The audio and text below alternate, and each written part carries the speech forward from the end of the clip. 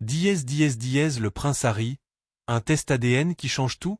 Depuis des années, des rumeurs persistent sur la véritable filière biologique du prince Harry. Certains tabloïds et commentateurs de la couronne britannique ont alimenté les spéculations, mettant en doute le fait que le roi Charles soit son père biologique.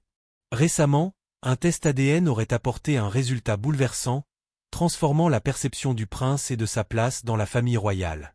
Mais que révèle vraiment ce test? Qui est le véritable père du prince Harry? Et surtout, quelles seront les conséquences pour la monarchie britannique? Une naissance royale sous haute surveillance. Le prince Harry est né le 15 septembre 1984 à l'hôpital Saint-Marie de Londres. Il est le second fils de Charles, alors prince de Galles, et de la princesse Diana. Dès son plus jeune âge, il a grandi sous les projecteurs, aux côtés de son frère aîné, le prince William. Leur mère, Diana, a toujours tenu à leur offrir une enfance plus proche du peuple que des traditions rigides de la cour. Cependant, dans l'ombre, certains observateurs ont commencé à murmurer que Harry ne ressemblait pas à son père. Ses cheveux roux, son visage différent, son attitude plus rebelle ont alimenté les rumeurs. Pour certains, il était la copie conforme d'un autre homme bien connu dans l'entourage de Diana, James Hewitt. Les rumeurs sur le vrai père de Harry. James Hewitt, ancien officier de cavalerie britannique, a eu une relation avec la princesse Diana. Leur liaison aurait débuté en 1986, soit 2 ans après la naissance du prince Harry. Officiellement, cela invalide toute hypothèse selon laquelle il serait le père biologique de Harry. Mais cela n'a pas empêché les spéculations d'enfler au fil des années. Les ressemblances physiques entre Harry et Hewitt ont alimenté ces rumeurs. En 1995, lors d'une interview célèbre avec la BBC, Diana avait elle-même admis sa relation avec Hewitt. Cependant, aussi bien Diana que Hewitt ont toujours nié que ce dernier soit le père de Harry.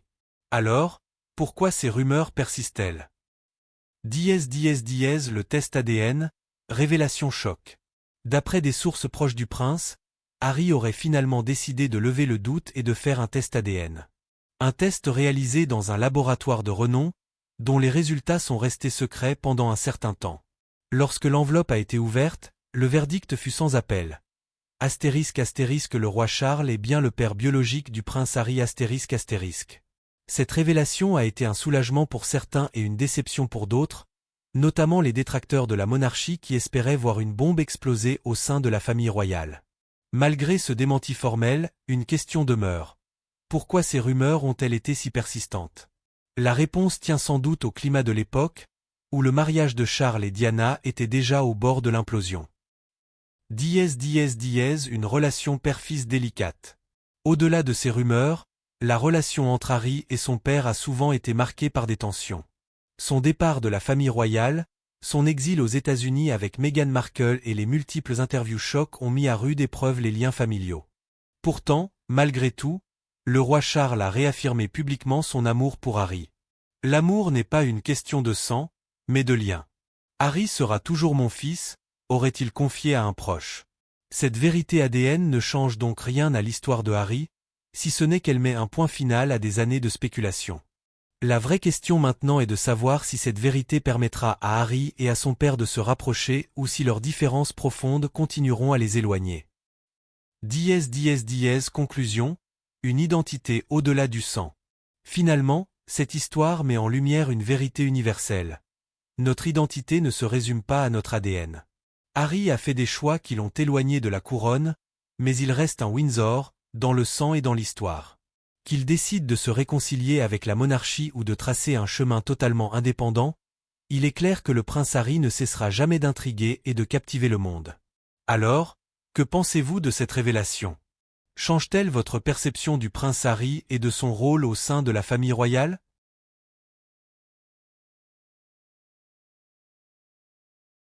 James Hewitt a toujours affirmé que sa relation avec la princesse Diana n'avait commencé qu'après la naissance du prince Harry. Cette déclaration a été corroborée par Ken Wharf, ancien officier de protection royale de Diana, dans son livre de 2002 Diana, Closely Guarded Secret ***. Hewitt a réitéré cette affirmation à plusieurs reprises en 2016 et 2017, expliquant qu'une simple analyse des dates prouvait qu'il était impossible qu'il soit le père biologique de Harry. Harry est né le 15 septembre 1984, ce qui signifie qu'il aurait été conçu aux alentours de Noël 1983. Or, Hewitt et Diana ne se sont rencontrés qu'à l'été 1986. De plus, Diana n'a jamais suggéré que Hewitt était le père de Harry. Elle attribuait plutôt sa chevelure rousse distinctive à sa propre famille Spencer, l'appelant affectueusement « mon petit Spencer ». L'autre relation secrète de Diana. Diana entretenait des amitiés solides avec plusieurs célébrités, dont Elton John, Liza Minnelli, George Michael, Michael Jackson et Gianni Versace. Cependant, l'homme que beaucoup considèrent comme son véritable amour était le chirurgien cardiaque britannico-pakistanais Hasna Khan. Diana l'appelait affectueusement Mr. Wonderful. En mai 1996, elle se rendit à Lahore à l'invitation d'Imran Khan, un cousin de Hasna, et rencontra secrètement la famille du chirurgien. Hasna étant une personne très discrète, leur relation resta largement secrète. Leur romance dura près de 2 ans, mais des versions divergentes existent quant à celui qui mit fin à leur histoire. Certains rapports indiquent que Diana fut profondément blessée lorsqu'Hasna rompit avec elle, tandis que d'autres, comme l'ancien majordome de Diana, Paul Burrell, affirment qu'elle avait elle-même mis fin à leur relation en juillet 1997. Sa mère, Frances Shankid, aurait désapprouvé cette relation en raison des différences culturelles et religieuses, ce qui aurait influencé la décision de Diana. Lorsque Diana est décédée en août 1997, elle n'avait pas parlé à sa mère depuis 4 mois. Diana et Dodi Al-Fayed, une relation médiatisée. Après sa séparation avec Hasna Khan, Diana a commencé à fréquenter Dodi Al-Fayed, fils du milliardaire Mohamed Al-Fayed. Initialement, elle avait prévu de partir en vacances avec ses fils à Long Island, aux États-Unis, mais des préoccupations de sécurité ont conduit à l'annulation du voyage. À la place, elle rejoignit la famille Al-Fayed dans le sud de la France, où elle séjourna sur leur yacht Jonical *. Certains, comme la journaliste Tina Brown, suggèrent que cette relation était peut-être une tentative de rendre Hasna jaloux, car elle semblait toujours éprouver des sentiments forts pour lui. Après la mort de Diana, plusieurs proches, dont Paul Burrell et le journaliste Richard Kay, ont révélé qu'elle envisageait d'acheter une propriété aux États-Unis pour commencer un nouveau chapitre de sa vie, loin de la pression médiatique britannique. La querelle entre le prince Harry et le roi Charles III. La relation entre Harry et son père, le roi Charles III, s'est détériorée au fil des années. Lors de son interview explosive avec Oprah Winfrey en 2021, Harry a révélé que Charles avait cessé de prendre ses appels. Il a accusé la famille royale de ne pas l'avoir soutenu face aux attaques incessantes des tabloïds britanniques. Selon le biographe Robert Jobson, Charles aurait coupé les ponts après que Harry lui ait crié dessus et demandé de l'argent à plusieurs reprises.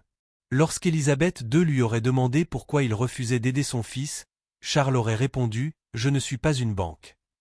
Harry a également affirmé que son père l'avait coupé financièrement dès qu'il avait quitté ses fonctions royales, le laissant sans sécurité alors que l'attention médiatique autour de lui et Meghan Markle atteignait des sommets. « Ma famille m'a littéralement coupé les vivres et j'ai dû trouver un moyen de financer notre sécurité », a-t-il déclaré. Il a ajouté que l'héritage laissé par sa mère, la princesse Diana, lui avait permis de s'en sortir. Accusation de fuite et absence de réconciliation. Dans la docusérie Harry et Meghan de Netflix, Harry a révélé que son projet initial de s'installer en Afrique du Sud avait été compromis après une fuite aux médias, qu'il attribue au bureau de son père. Lorsqu'il a proposé un déménagement au Canada, Charles lui aurait demandé de mettre ses intentions par écrit, mais peu après, les détails de ce plan se sont retrouvés à la une des journaux britanniques. Lors des funérailles du prince Philippe, Harry a tenté de renouer le dialogue avec Charles et William, mais la conversation n'a mené à rien. Ils étaient enfermés dans leur propre incompréhension de la situation, a-t-il déclaré. Dans son discours de Noël 2022, son premier en tant que roi, Charles III a loué le prince William mais n'a fait aucune mention de Harry et Meghan, confirmant publiquement les tensions persistantes. Avec le récent diagnostic de cancer du roi Charles, une réconciliation entre père et fils est-elle encore possible? Seul l'avenir nous le dira. La princesse Catherine a été mentionnée, mais Harry et Meghan n'ont figuré nulle part dans le discours du roi. Étant donné que leur documentaire Netflix avait révélé des informations explosives en décembre, il est compréhensible que Charles n'ait pas ressenti une grande chaleur envers eux. L'ancien majordome royal, Grant Harold, a déclaré à Express que Charles n'avait pas tort d'exclure le couple de son discours, soulignant qu'il n'avait pas joué un rôle significatif dans la famille royale cette année-là.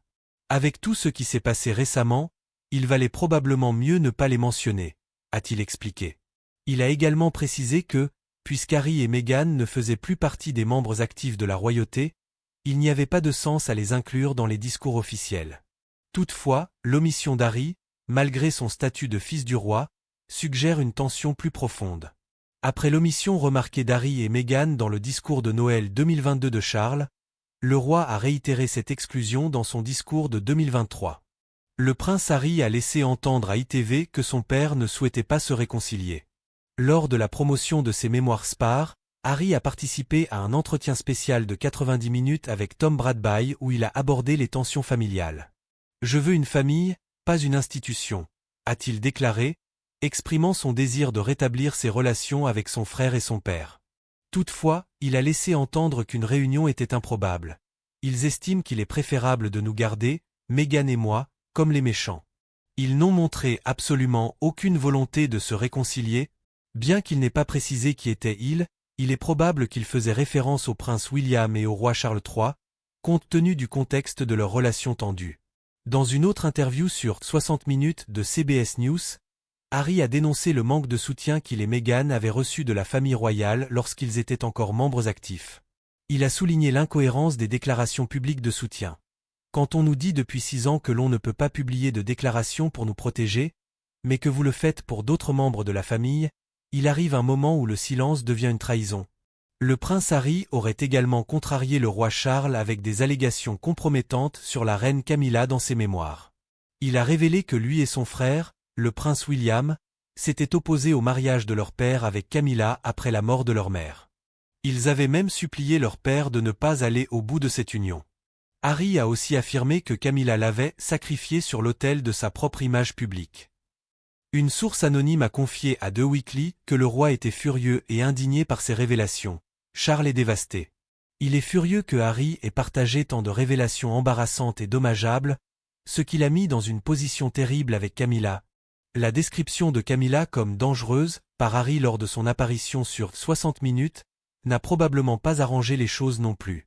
Il a suggéré qu'elle était prête à tout pour améliorer son image dans la presse après la mort de Diana, affirmant « Il y aurait des gens ou des corps laissés dans la rue à cause de cela ». Toutefois, une réunion entre le prince Harry et le roi Charles semble aujourd'hui possible. De nombreuses occasions de réconciliation ont été manquées, mais le récent diagnostic de cancer du roi Charles pourrait être un catalyseur pour un rapprochement. Après avoir appris l'état de santé de son père, Harry a immédiatement pris un vol pour retourner au Royaume-Uni. Des rumeurs suggèrent qu'il serait prêt à soutenir Charles durant cette période difficile.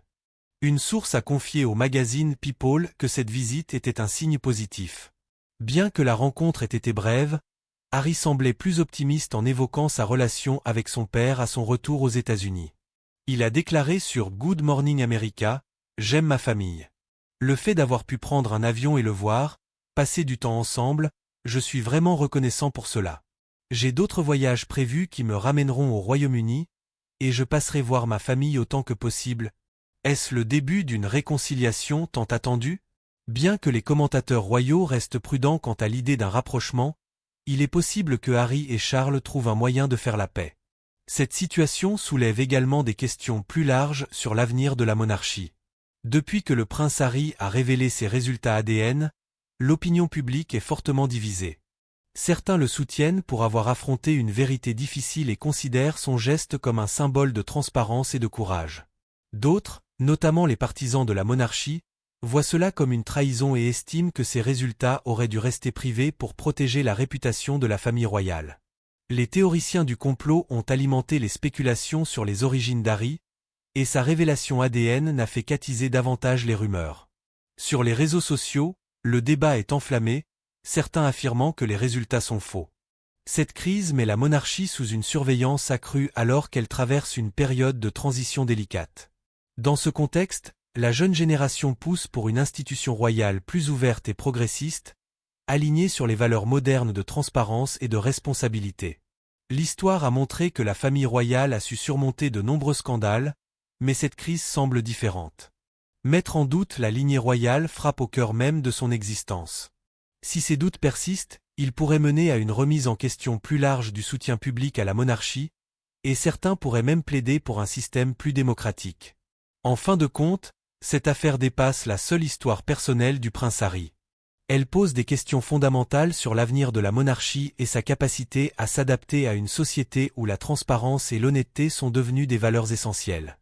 Si vous avez apprécié cette vidéo, n'oubliez pas de liker, de vous abonner et de regarder la prochaine vidéo affichée sur votre écran.